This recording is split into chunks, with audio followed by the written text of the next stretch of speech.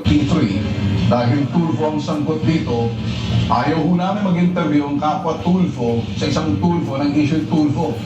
So, the name of, ang word na dapat kong gamitin, propriety.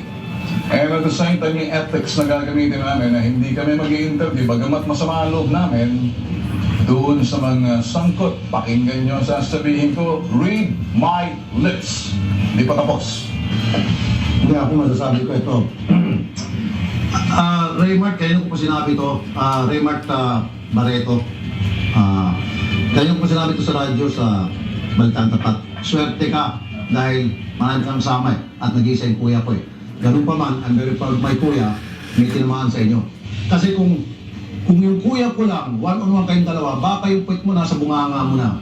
Bali-bali ka dahil yung kuya ko eh, talagang alam naman na lahat, martial arts expert siya, Aikido. Sinerte lang kayo dahil ang dami nyo. Pero kung one-on-one, huwag lang sana tayo magkinabot sa mall. Itasal mo, ihod PI ka. Na huwag sana tayo magkita sa mall. Ipagdasal mo yan, tumili ka ng kandila mula ngayon. Huwag na huwag mag-cruise yung landas natin. PI ka. Isa lang masasabi ko rin dyan kay Raymart Santiago at kay Claudine Barreto. Alam mo, napaka na-tempohan nyo lang talaga. Nag-iisa yung kuya ko. Siguro kung nagkasabay kami sa aeroplano kahapon, nauna lang siya pareho kami galing Davao eh. Nauna lang yung utol ko eh. Hindi mangyayari yun, pare ko. Dalawa lang patutunguhan noon. Either ini-interview ako sa loob ng kulungan o ini-interview ako, nagsasalita ako ngayon. Pero ito lang ang mensahe ko sa iyo, Mr. Santiago at Ms. Barreto. Saksakan kayo ng sinungaling. Maraming kahit sinong tanongin nyo sa airport, natatawa ang mga tao ron dahil hindi nauna yung kuya ko nagbitaw na suntok. Wala, lalo na kay Claudine, wala sa ugaling ng Tulfo ang manakit na babae. Inipagalitan nga ni Tol Rafi, hindi nagagalit sa babae, iniiwasan kahit mali. Napakasaksakan ng sinungaling mo at ikaw Mr. Raymart Santiago, malakas ang loob mo dahil kinuyog yung utol namin.